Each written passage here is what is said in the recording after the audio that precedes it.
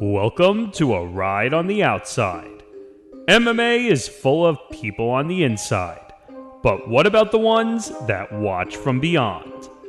Welcome to the MMA Outsiders with Tom Albano and Zain Bando on the Empty the Bench Podcast Network.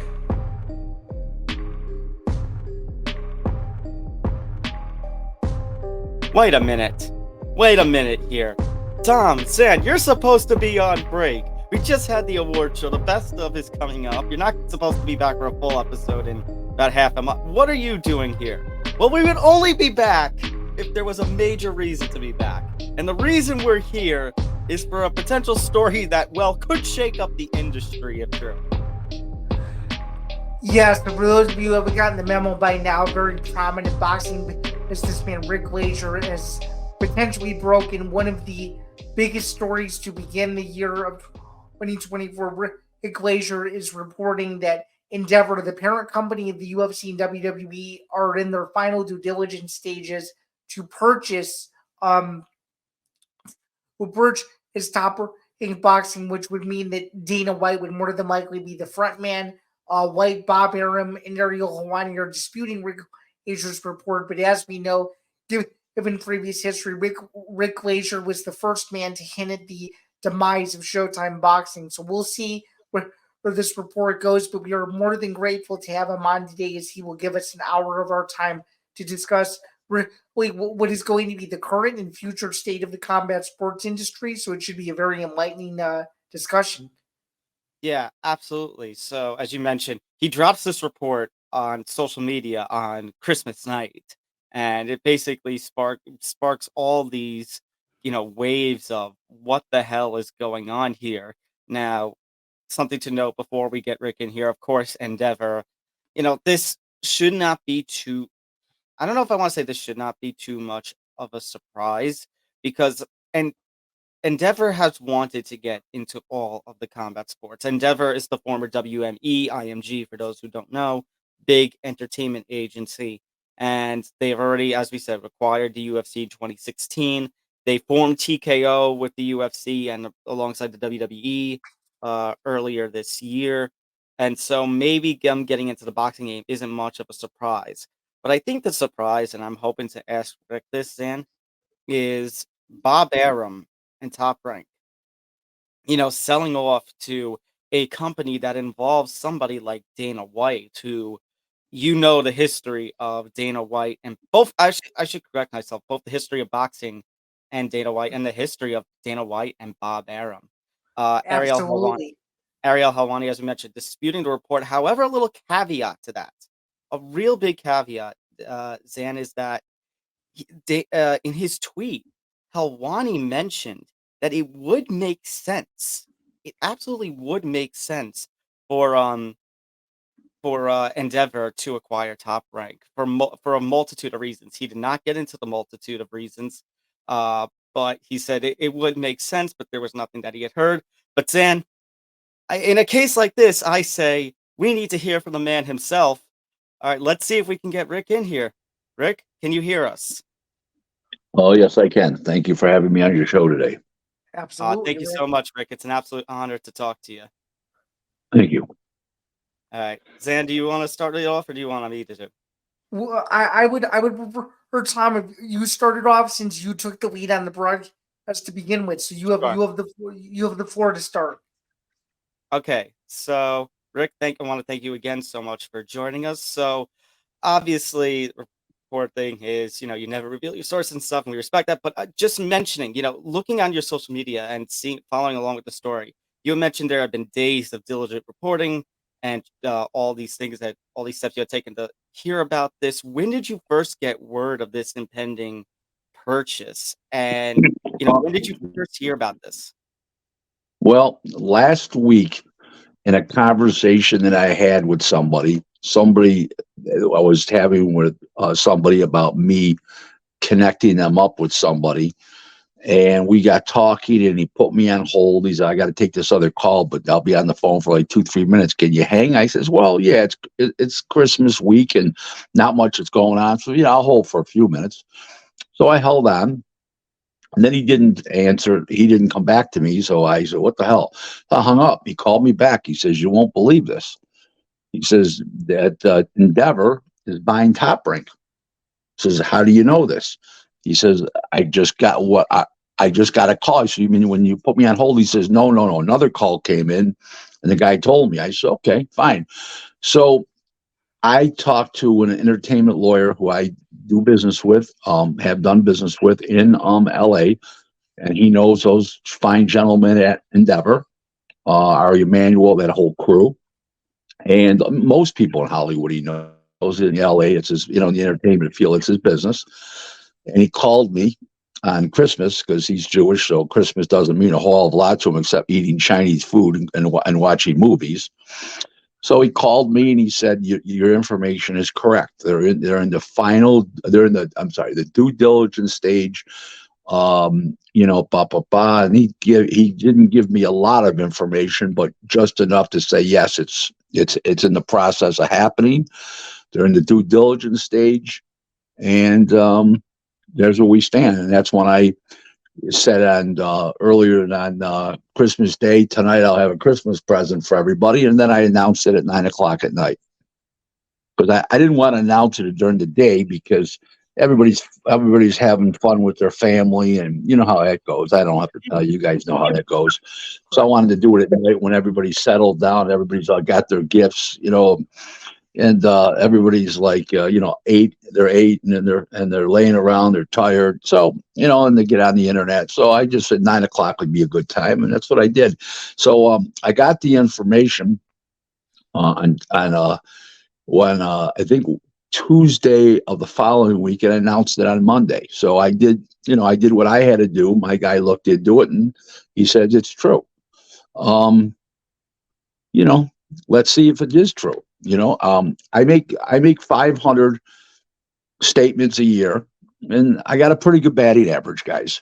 I mean, I said last December that Showtime in the fourth quarter this year would announce they're leaving the boxing programming business.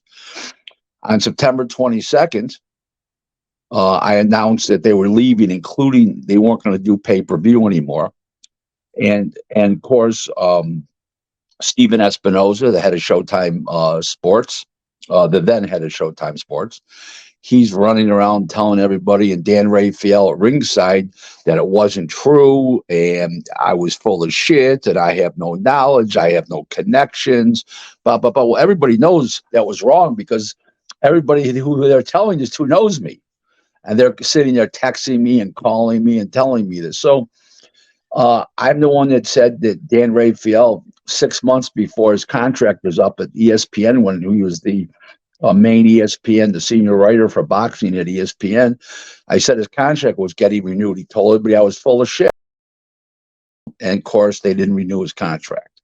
So this deal here with Endeavor, the entertainment, the lawyer attorney also told me, my friend, he also told me that it does have ESPN's blessings because Top Rank has a deal with ESPN that lasts until the summer of 25. So about a year and a half to go, maybe a couple months more. And that, they're gonna continue boxing programming at that point, with Endeavor because of or their other company subsidiary, that TKO Holdings, or what's called, that's has the UFC and has the WWE and all that kind of stuff. So there's a lot of open questions here. If you guys would like to ask me if I can answer any questions, I'd like to. For the people that don't know me, my background is I'm not a journalist, not a writer, not a reporter. I'm an old school boxing guy who's my company is GlaserBoxing.com, and I'm a 24/7, 365 worldwide provider of quality supplemental services to the professional boxing business worldwide. And that, boxing on social media is my hobby. I mean, it's a natural offshoot, and it does gather me a lot of business also. So just to let you know, since Monday, I've acquired a new client, and from Australia. and Excellent. said, I like the stuff that all your stuff on the internet. And then he said, are they all good information or are they predictions? I says, well, some of them are predictions, some of them are real information. And I will say, sources will tell me I have heard, I found out. I will describe the situation accordingly. But hey, I'm wrong. I'm wrong here or there. I mean, when you're making 500 statements a year and predictions a year, and you're going to be wrong once in a while. So, like anybody else would be. I mean, I'm not 100%. That I will tell you. Nobody is. It's just like the guy that goes and gambles. If he's winning 54% of the time, he's ahead of the game. Losing 46. My odds are a lot better than that, folks. Fair enough. All right. So, go ahead, Tom. Okay, so I guess my question then, to try and get some of your insight, Rick. Well, Tom, let me ask you: Did you have the 7 fish at Christmas? Sorry. Did you have the 7 Italian meal, the 7 fish at Christmas? Yes, you did. Okay, there you go. You're a real Italian. There you go. Okay, very good. So this is a bit of a multi-part question, but I want to get your insight on it because, after all the bad blood that Dana has had with the boxing promoters, especially somebody like a Bob Arum, my questions at this point are, A, why is Dana so keen to still get into the boxing business, especially after the failure that was Zuffa Boxing? And B, why would Top Rank be sold? A company that Arum has, even if he's hiring somebody. Because here's why. Okay, there's multiple reasons why. Bob has stepchildren, which is Todd, who runs the company, he's president of the company, and Dina, who works there. And he's got his own children from a prior marriage. And it's easier to split up cash than it is a business. And you got to remember something. You have estate taxes. That's why the Washington Redskins were sold when Jack Kent Cooke died. That's why the Buffalo Bills were sold when Ralph Wilson died. When Ralph Wilson died, they got $1.4 billion. Well, would you want to pay $300 million in estate taxes, or you're a woman who's never really been in the football business yourself, and grab $1.4 million, or would you rather sit there straddle with a $300 million debt, or put it up $300 million when you could just get $1.4 million and go away, right? So I think that has something to do with it. Bob being 92. Also, they're coming to the end of the ESPN contract in a year and a half.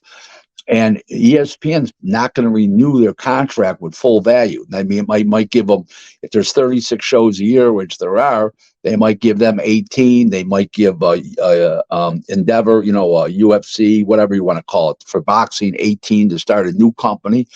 So this way, it's a smooth transition. It has ESPN's blessings, I'm told.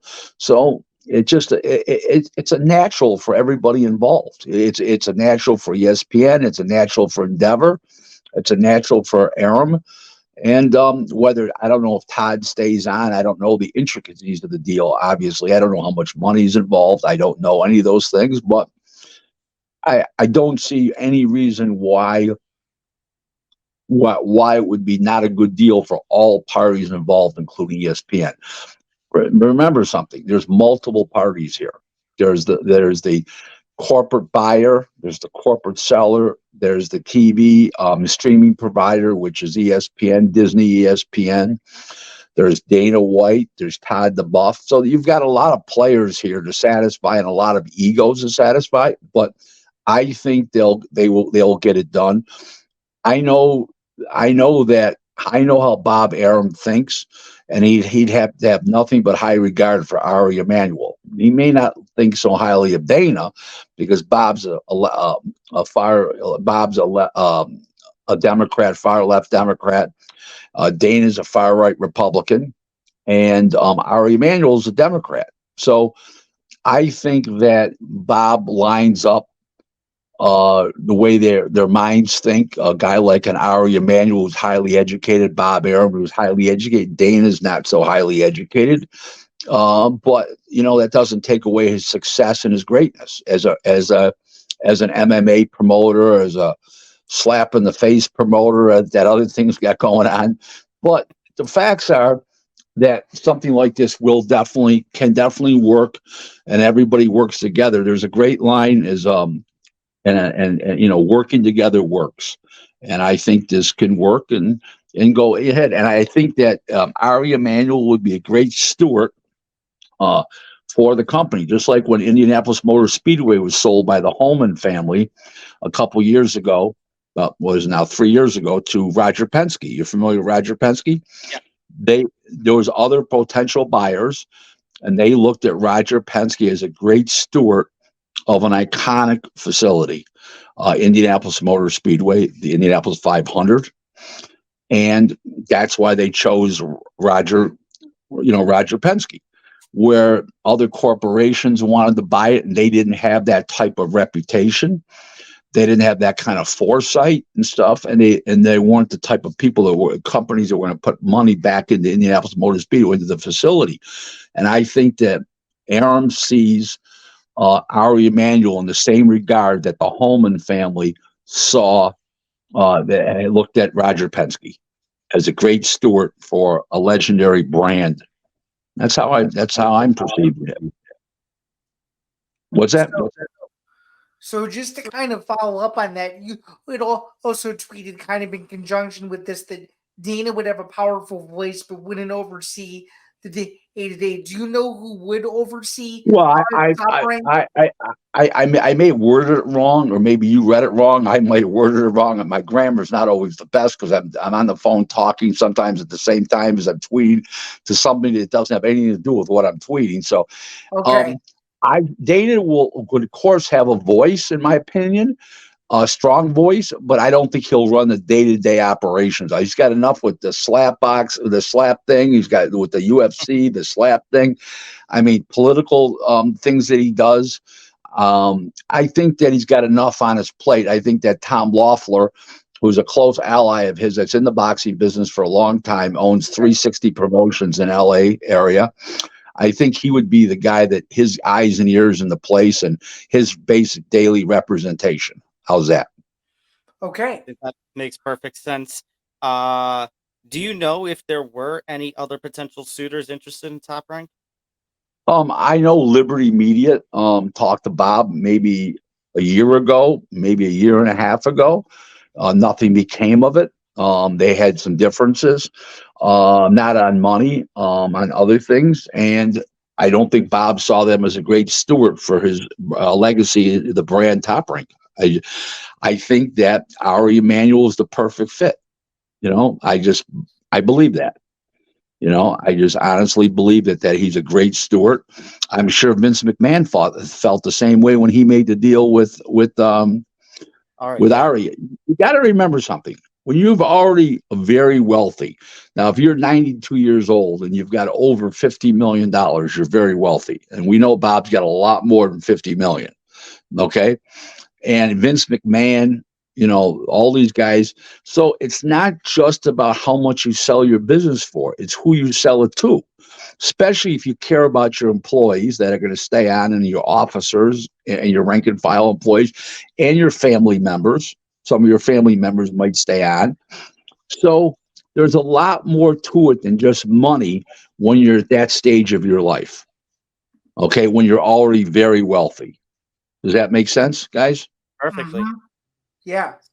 Perfect. So Rick, I saw somebody on Twitter ask about this. You said there wasn't enough to put in a tweet, but what are, in your eyes, the pros and cons to Endeavor acquiring Top Rank? Well, what I said was in that it's tweeted, there's too much to write here.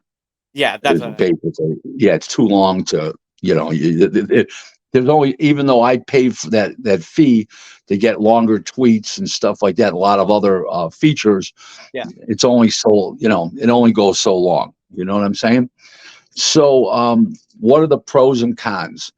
Well, the pros are that they're going to bring a much bigger media staff to the table if they with incorporating their media with UFC's present people that work there. They've got like 35 people in media, I understand, alone, where Top Rank's got 3 or 4. to give you an example. Okay. Mhm. That would be one advantage. The relationship with the ongoing relationship with having a strong pony such as UFC, a strong horse in the race, and being able to make a better deal for boxing. I think that bodes well for Endeavor. And I also feel that the new blood brings fresh ideas. Okay. I have believed that Top Rank's been a little stagnant for a little while now, a couple years, and that's my opinion. I've told people this. I've said it publicly. This is not the first time I'm saying this. And, you know, Bob's still out there hustling every day, but you got to have the people around you that are willing to have that same ambition. And I just don't think that they've done over the last, especially over the last year, I don't think they've done the best in making the biggest fights possible that they could make with their fighters. I mean, a couple of their fighters just left, top contenders. They couldn't get them any of the big fights that they were supposed to get by now. And I don't think that they want to spend the money. And I don't think they want to spend the money because of the fact that I think they're in the process of selling the business. So I think I believe that's part of it. Okay, now the cons. Now the cons. We'll go to the cons. The cons are that Dana White has a reputation of only paying out 18% of the total revenues that come in for a show. He can't do that in boxing. You're not going to be. You remember something. Most UFC fighters are not represented by attorneys. Most boxers are represented by an attorney or a very, very clever manager. And they're not gonna. He's not going to be able to get away with that kind of treatment in boxing. You know, Tyson Fury's getting, I don't know, 38 million for a fight, 35 million, and for Ngannou to make big money, he had to go fight. He had to go fight him. It was his big, by far. Right. So I don't think he'll be able to get it. He'll be able to get away with it at a certain point. In other words, instead of paying a guy 1.2 million, can he get the guy for $1 million? Yeah, it's possible, but he's not going to be able to pay the guys that's making this big money. He's not going to be able to pay him peanuts on a dollar. He calls boxing every time they have a fight a going out of business sale.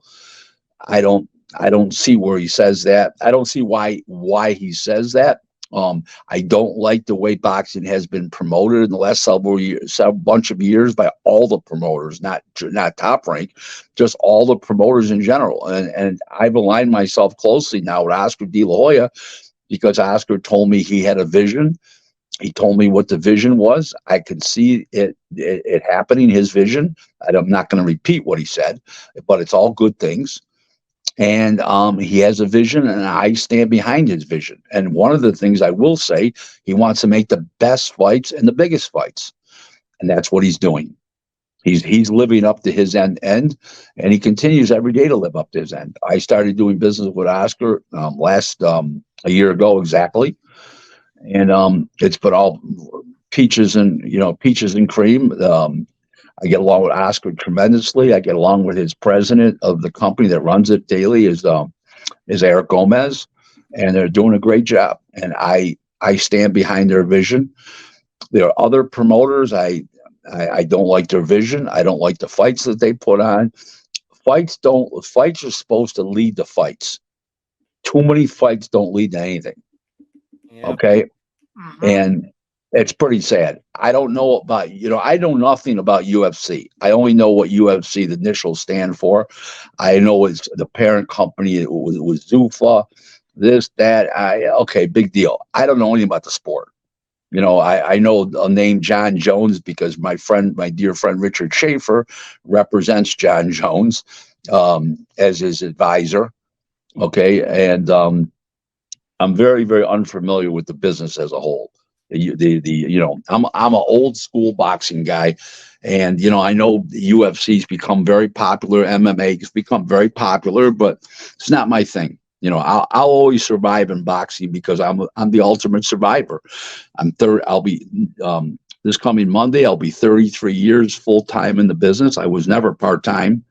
I walked into the business, went full-time. A couple months I was part-time, saw how lucrative it could be, left my other business to my brother, and left it behind to my brother. I was in the wholesale car business, and I went off to boxing, and here I am 33 years later. I started out 32. I'm 65 now, and I'll be 66 in April, but I love what I do.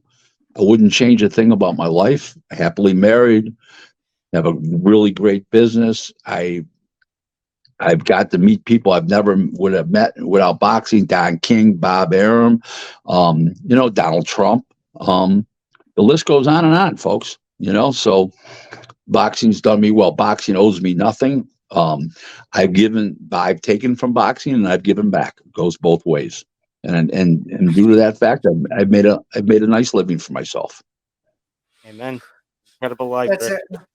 That's excellent. So I kind of wanted to follow up on something you were saying earlier, just on some of the cons in regards to kind of how Dana goes about paying his fighters. Is there anything in regards to this deal that would potentially make negotiations go south, or do you think this deal is pretty much final minus a couple of hurdles?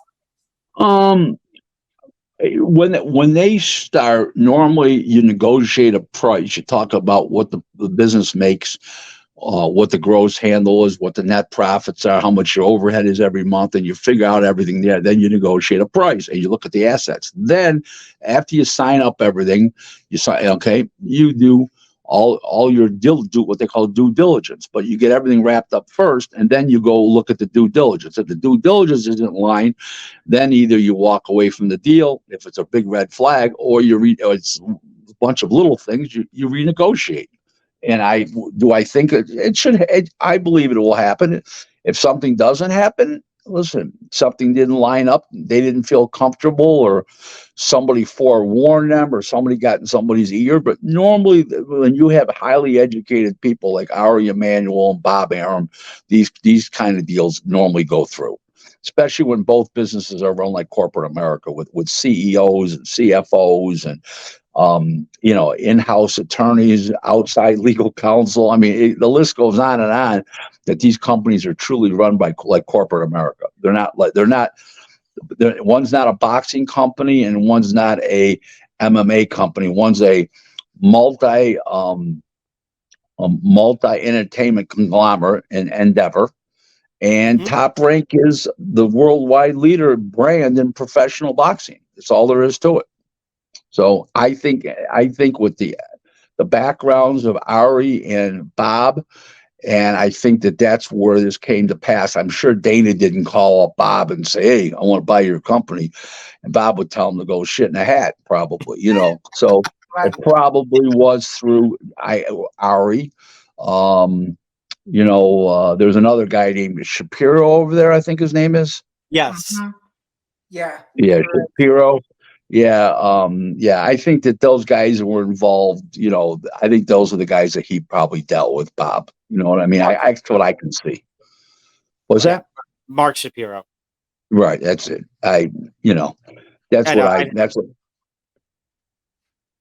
What's that? I was gonna say, yeah, I had to double check, make sure it was Mark. Yeah, and then there's another partner, Patrick Whitesell. His brother was the recently fired last year, the University of Buffalo men's University of Buffalo Bulls. He was the head coach and he got canned. That's his brother, Jim. So that's the story there. So, Rick, in your opinion, as somebody who has been behind the scenes for many years in the combat game, you got the formation of TKO earlier this year, that little merger with WUFC, the PFL's acquisition of Bell, or the end of Showtime Sports, and now this. Is 2023 the biggest year in combat sports that you've seen when it came to like news and business transactions outside the ring? I wouldn't call. I hope I'm not offending anybody, and I don't mean just you fine gentlemen, but other people. I wouldn't call WWE combat sports. I would call that, the theatrics in a ring. I don't know what you'd call it, but it's not combat sports. Okay. I don't look at it as a combat sport. I don't know. I don't know I what guess I else you was can just say more about it. looking at it as like with Endeavor, the parent company of Yeah, UFC. I understand. I call it an entertainment company, not a combat sports company. What do I look at it as? I think it is the biggest news between all three of those happening in the same calendar year. I would say, yeah, I think that would be classified as that. HBO went out of business in 2018, but nothing else big happened that year. Showtime, a 37-year-old brand in boxing, down the drain. I would say I think you're spot on that. I think this would have to be the biggest year for all these things. It looks to me, but I don't know what happened before I was around, but I don't, maybe ABC, NBC, see if something happened one year, many, many, many years ago before I was in boxing. But as far as I know, in my years as an adult, I'm 65. I don't remember anything this big happening, all three things in one year. So I think you're spot on there. Awesome. And I also had you kind of mentioned earlier what Tom Walford's involvement could look like. As you probably know, Rick, Dana White has been more than supportive of a very up and coming Irish boxer named Callum Walsh. Is potentially the wheels in motion for Callum Walsh to sign with Top Rank at some point? And If this deal goes through, absolutely, 1,000%. mm-hmm. Not even a question. That's as basic as black and white. Mm-hmm. So I mean, just the way it is, Mm-hmm.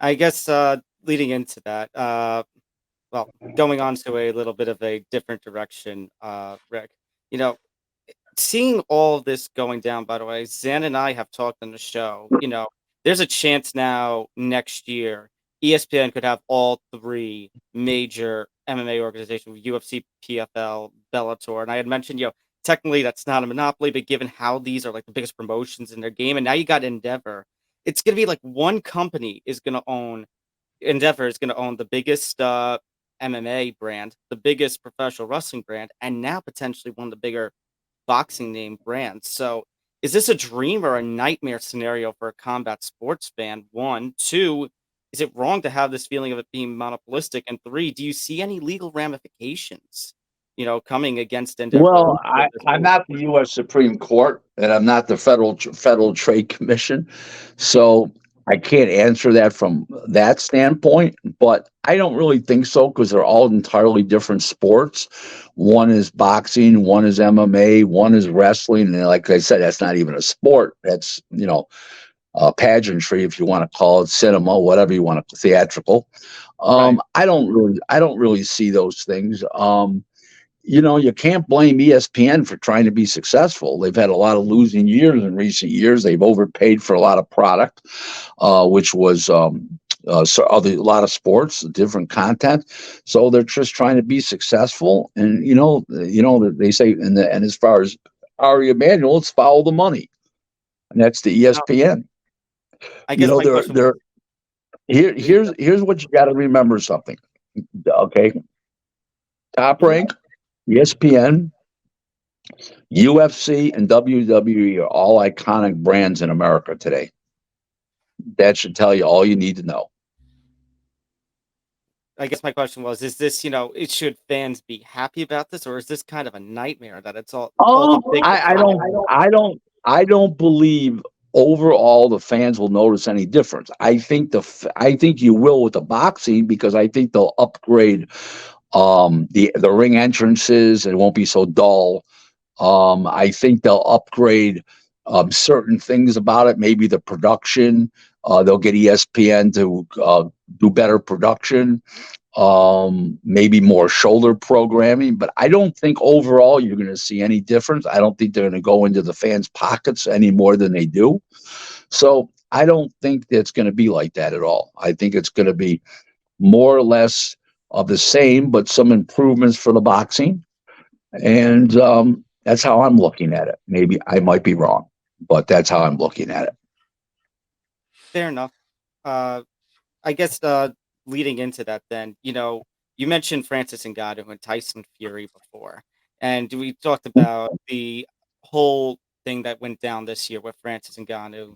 Zane and I talked about it, like one of the biggest stories of the combat sports here. Him leaving the UFC after a tension-filled departure, goes over to the PFL, goes and has this fight with Tyson Fury, puts on a hell of a show. But now you talk about the potential of a rematch, Francis Ngannou now being ranked in the WBC, and now all of a sudden, if they try for a rematch after Fury deals with Usyk, he may, if this deal goes through, then Francis Ngannou is dealing with Dana White again. So is this going to harm any sort of shot with a Francis Fury No, rematch, no, even if it no, is? no, no, because the Saudis will be the one doling out the money. They're going to be telling Dana what to do. Okay, so Fair enough. those who dwell at the money are king. Okay. But now you mentioned the Saudis, and the Saudis are in both with, have given money with the UFC and with the PFL. Could Dana use some of that influence to kind of get Oh, money he's more away gone. from But the PFL? listen. If Tyson Fury wants to fight him, Tyson Fury will be fighting him. That's all there is to it. That's what it's going to come down to. Don't forget. Mhm. Top Rank's the co-promoter of the fighter. The other promoter is Frank Warren. Right. So Dana can say what he wants and stuff, but there's a lot of people involved here that people aren't looking at that will have a lot of say so in this that Dana would listen to, Fair enough. I'm just, I'm always including ESPN and including Ari Emanuel. I always get skeptical when you mention co-promoting and Dana, because Dana hates co-promoting, but at the same time, like you said, he's got all those influences on him with something like this. What would you say? What would you say, Rick, is going to change in terms of the combat sports calendar, considering that Top Rank boxing events normally don't compete with UFC events on the subsequent weekend? Will the combat sports calendar change, if at all, and if it will change, how Well, will it? How will I it? think I think with them involved, I think it would. And ESPN saying, "Hey, look, we're going to do boxing on this weekend. We're going to do MMA this weekend. At certain weeks, boxing will move to a Thursday night or a Wednesday night or something like that." Okay. They're going to make all kinds of arrangements to facilitate what they're attempting to do: higher ratings on ESPN, pay-per-view, boxing. Eventually, more of it probably they're going to go to. I would say a little bit more, maybe not a lot more, because ESPN still does need regular programming. So we'll see. We'll see. We'll see what happens. Mm-hmm. For sure. Going back to Dana, because as you mentioned, Dana, he can't get away with, paying fighters too much less, as we have going on right now with MMA. Obviously, the UFC involved in a major antitrust lawsuit currently, that's supposed to play out this year, maybe into next coming years. So Mhm. if this move becomes official, do you think Dana White can get the kind of vision that he has for the sport? As I mentioned, he tried with Zuffa Boxing many years ago in the wake of Maymac, but nothing really played out there. Um, I don't know what his vision is for boxing because I've never taught. I met him once years ago. I'm trying. I at the Palms, like for like 10 seconds. Somebody say, "Hey, this is Dana. This is Rick Glaser. Rick, this is Dana. What how you doing? How you doing?" And I walked away because they were going to have a private conversation that I didn't want to be privy to.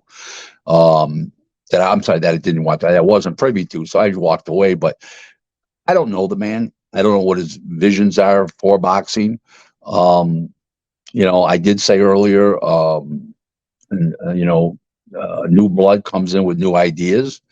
And I think that we'll see what his ideas are. We'll see what Ari Emanuel's ideas are, Tom Loeffler, what kind of position he has, what he sees, and we'll see what happens. And the present guy's still at Top Rank, see what kind of influence they have, if any at all. I don't know that. Good to know. Is there anything that you have yet to report that you think the boxing pundits should know, or is there anything that you think that could become a surprise that maybe boxing fans or boxing purists would get upset about for this deal, or do you just simply think that they're just going to handle this business as usual and everything is going to be fine? Because you had mentioned earlier that boxing has not put on some of the biggest fights that we've wanted to see for years on end. Do you think that this deal changes things and we're now going to get fights that we've been waiting for? Well, I don't know if it's going to happen immediately, but I think the goal would be to go there. So in other words, I can see him if, let's say, the two featherweight champs are going to fight on pay-per-view. Now, if they've got Top Rank's got two featherweight champs, both from Mexico. One's WBO champ and one is the IBF champ, I believe. And I could see them maybe fighting each other in a main event on pay-per-view, fighting in a twin show, back to, on the same, one be the main event, one be the co-feature, and then leading up to a pay-per-view. I can see stuff like that happening, but I also think that, ESPN is going to want a lot of regular programming for their for ESPN and ESPN Plus and ESPN Deportes. And if you do pay-per-view, it defeats all that. So do a lot of pay-per-view. So we'll see. I don't know what ESPN's vision is.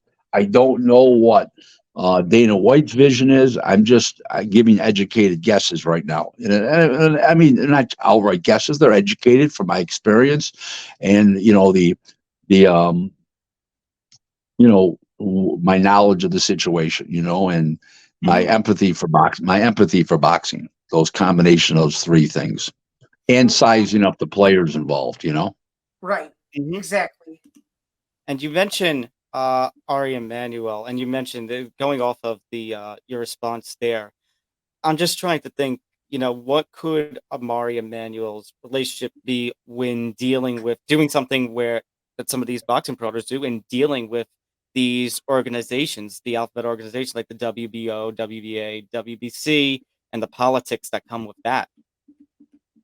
Well, those organizations will fall in line when your fighters are fighting on a regular basis, and you're delivering big fights for your fighter because they get a percentage of the fee. So if you're putting on big fights and your world champions are fighting often, you're doing eliminators, which they make money from eliminators too.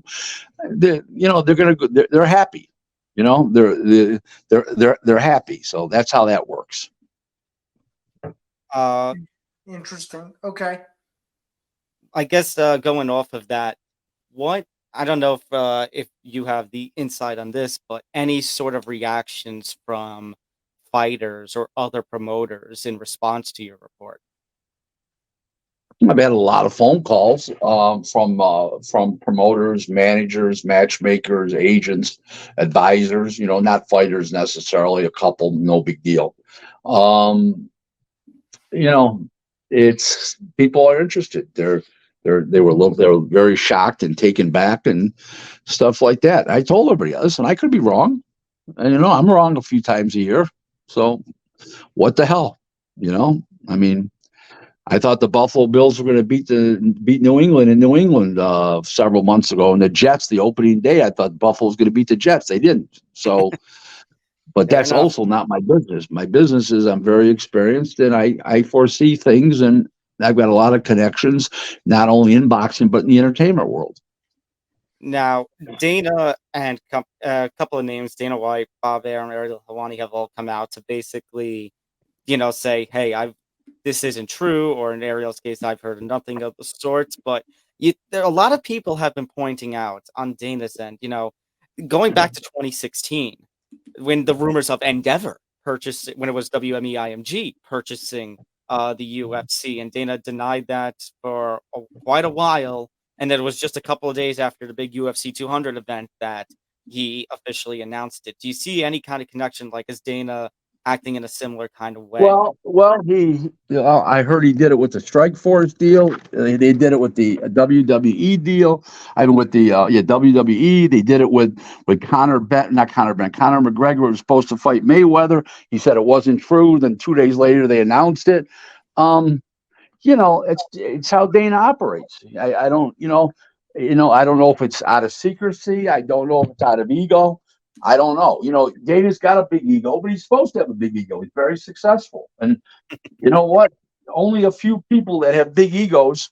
I'm sorry, only a few people that are successful don't have big egos. Like Warren Buffett would be one off the top of my head. John Malone, who owns the Liberty Media Company, multi billionaire.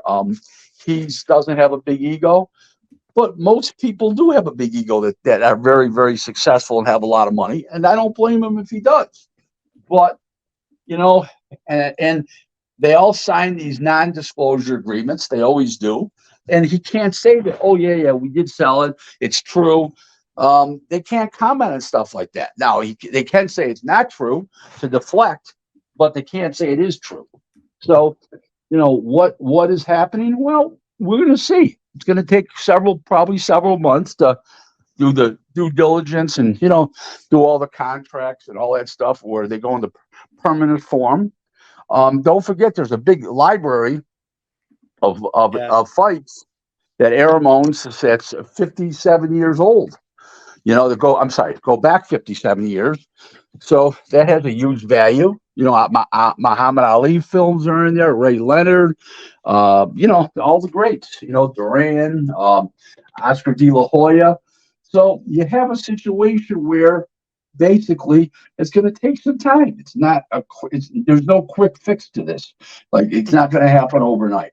It may seem to when it finally does, because they're just going to spring it on everybody. But there's months of behind the scenes maneuvering, negotiations, the lawyers going back on wording and language and contracts. And when you do due diligence, there's multiple things they look at. They look at debt service. They look at TV, the legalities with the TV contracts that you have. They look at the financials. They look at everything. So, this doesn't happen overnight. A typical deal like this, the legal fees and the accounting fees are like $1 million if you use outside people to do it.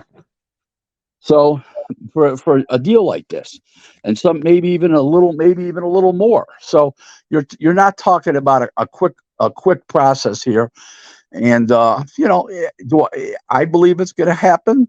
That's what their intent is, and you have to go say, hey, it's going to happen.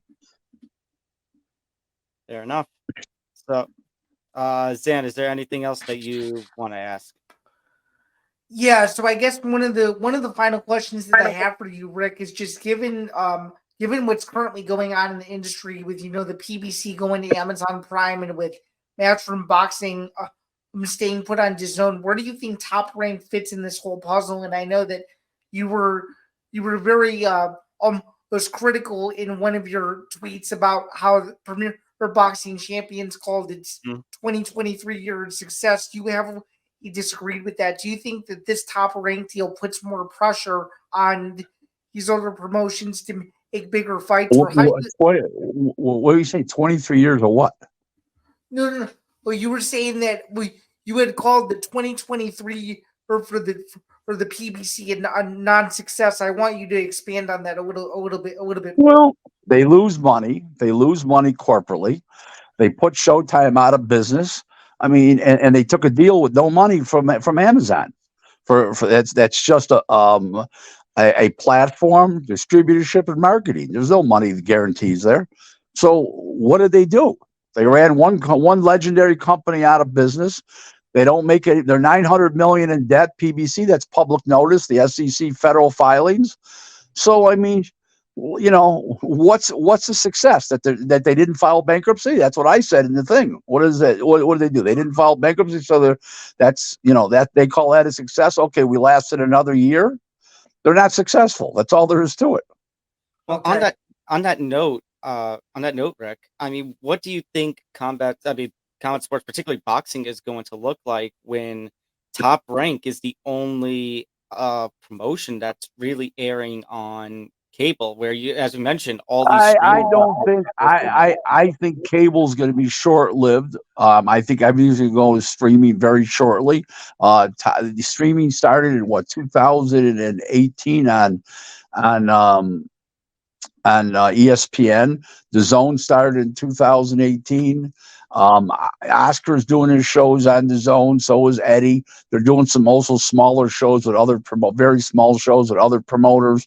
I honestly believe that streaming is going to be the wave. I've said this since 2017 that streaming is going to be the wave of the future, and for boxing content, because it's truly a worldwide sport. And I think streaming in general is going to be the wave of everything, the way it's going. The cable companies take too much a bite out of everything, and everybody's trying to cut that out. And I don't blame them. Do you see that being good or bad for fans, though? I don't think it's going to matter. They watched black and white TV, then they went to cable TV, then they went the color TV, then they went to circular TVs. They went to cable. Now they got flat screens, and now it's going to be streaming on your cell phone, your computer, on your TV at home. Because if you got a smart TV, you can put the apps on your TV. I just think it's going to be the new wave of doing things. Everybody's going to be doing it in a few years. So that's how it works. I mean, my mother watches TV on her cell phone when she's not at home. So there's your answer. Well, I guess my other question, just because. And by the way, my mother's 84. She'll be 85 in May. So it's the way of the world today. God bless her. And God bless her that she had me for a son, and she survived. She survived me for 65 years. Rick, you mentioned the Zone, and we just came off of a card, the Saudi Arabia card with Anthony Joshua and Deontay Wilder, and it was I forget if it's like second or third, fourth straight one where I noticed that ESPN Plus and Zone were basically teaming up for a pay-per-view broadcast. And I told Zan, it's like, are we ever gonna get the Zone as like a standalone for a big boxing pay-per-view fight ever again? Because it doesn't seem that way. I'm gonna say something to you, gentlemen, now, and all your listeners. Mm-hmm. And I hope all your listeners are enjoying today's show. I can't speak for your other shows, but I can at least say hope today they are enjoying the show. Well, it's an honor to have you, Rick. Absolutely. Thank you. I would say that the Zone has completely lost their way. They need new leadership. Amen. They need new leadership. If I got a phone call from them today, I would tell them, they said, well, what changes could we make to make it better? I says, well, if you have a yellow legal pad and 2 pens, and the guy would say, why 2 pens? Because you're going to run out of ink after the first one. That's how many changes they need to make. I mean, they have so lost their way. It's incredible. I love their production. I actually like the announcers. People complain about the announcers. I like the announcers bickering back and forth. I think it's funny. It adds a little comedy to it. You know what I mean? I like Todd Grisham. I think he's a cool guy. I like Chris Mannix. I think he's a cool guy. Sergio Mora. I like him, but he's a little. He thinks he's the only one that knows because he fought. The other guys never had gloves on. The only gloves Chris Mannix and Todd had on were winter gloves. And that's just because you didn't have gloves on doesn't mean you don't know. I never had gloves on. Don King never had gloves on. Bob Arum never had gloves on. Some of the greatest trainers in the world, Whitey Bimstein, Ray Arcel, they never had gloves on. So, and they were the greatest trainers of all time. There's no correlation there. People seem to think because you never had gloves on, you never fought, that you don't know. There's no correlation whatsoever. Okay. I mean, if we can compare it to sex for a moment, and I'll leave it like that, if you know what I'm talking about. Okay. Just because you didn't do it before doesn't mean you're not good at it. You know what I'm saying? Some people are just naturals. You know what I mean?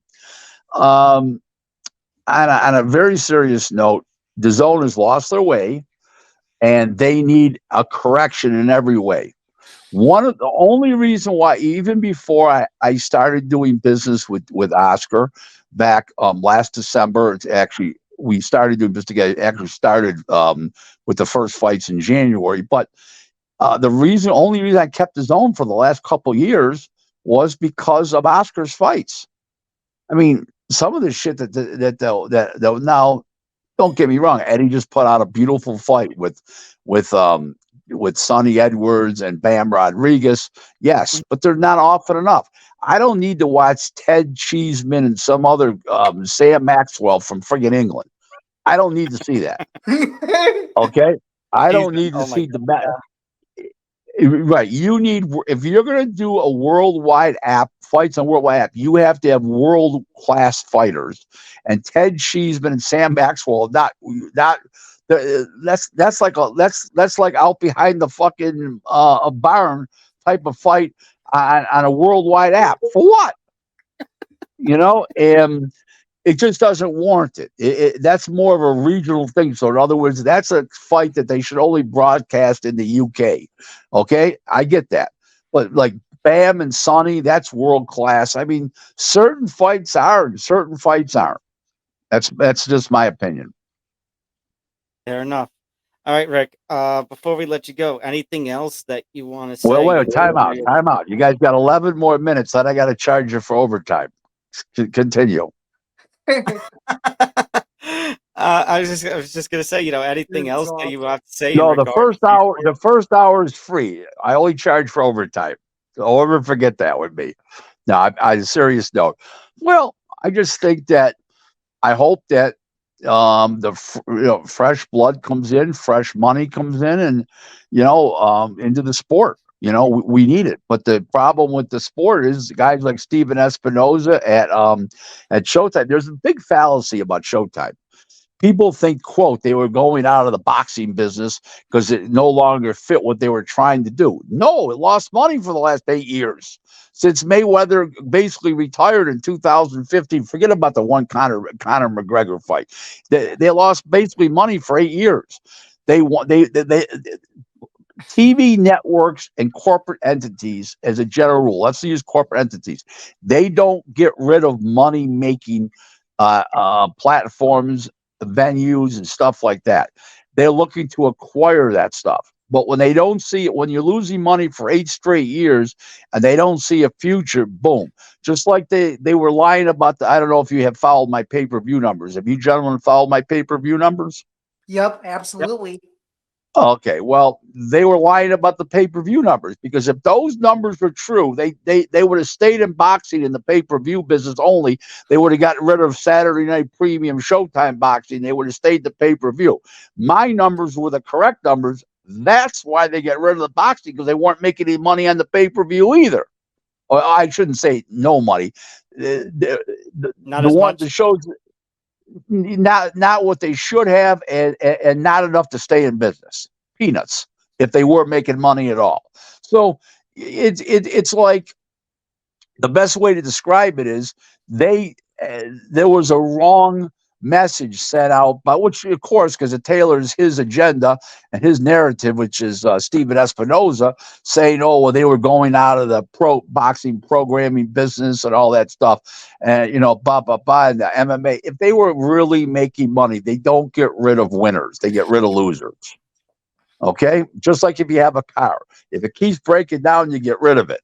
It's costing you too much money, right? You go out and get a new car.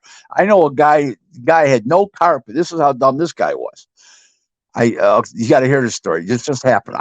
Before I got in boxing, I was a wholesale car dealer. So people come to me with their car issues all the time. The guy's spending $500 a month, okay, between repairs and more gas money than he would have spent if he would have had a brand new car, because he had a 10-year-old car, and a lot happens in the 10, 12 years that new inventions and more technology, right? Okay, so he was spending $500. I said, you can lease a brand new car with the latest safety features, the latest car, for $400 a month. It comes with a 4-year warranty. You could drive something that looks nice, is brand new, and is safe. It doesn't break down. It doesn't give you any ingenuity. So you take it to the dealer. It's got a factory warranty. He says, "Are you kidding me?" I says, "No. So he checked into it. He leased a car. He got a little more, $449 a month. And he put $3,000 down. He got a brand new car. Now he doesn't. He calls me up once a week to thank me. Okay, I mean, he used to call me up once a week to go to dinner, but now he found a girlfriend. So now I'm like the odd, I'm the odd man out. But now he calls once a week to thank me. Oh, I should have done this years ago. I says, well, you didn't ask me years ago, you know. So I mean, he'd been putting between the 400 hours a month in repairs and 100 hours additional in gas a month he was using, and the other vehicle. Now he's saving $50 a month. He's got a brand new car he's proud of. So, you know, there's resolves to everything, and you just have to think about it, figure it out. And I believe that Ari Emanuel, Dana White will figure it out. With all these other people involved, the Tom Loefflers, the people there currently at Top Rank, and all these people. And then I believe that the zone needs an outside guy like myself to come in and help them get boxing where it is supposed to be. And they're putting stuff on pay-per-view that's not paid. Who the hell would put Dana? But I mean, Devin Haney and what's his name on pay-per-view and Progray. I mean, it makes no sense at all. That is truly a reason why that I say that, they really lost their way to zone. They really, when they put that on pay-per-view, that's pretty pathetic, to be honest with you. And it did 50,000 homes. That's all. And that's what it's supposed to do. Mm-hmm. So Dan Raphael reported 55,000. It doesn't matter. We're talking 55,000 and 50 is 10%. It doesn't matter. It's still bad. Right. Fair enough. You got 5 more minutes. Keep firing them questions, guys. Don't slow down on me now. You want another 5 minutes? We'll go another 5 minutes. Yeah, we can you got it. We can do it for sure. Go ahead. Oh, are you sure? Okay. Yes.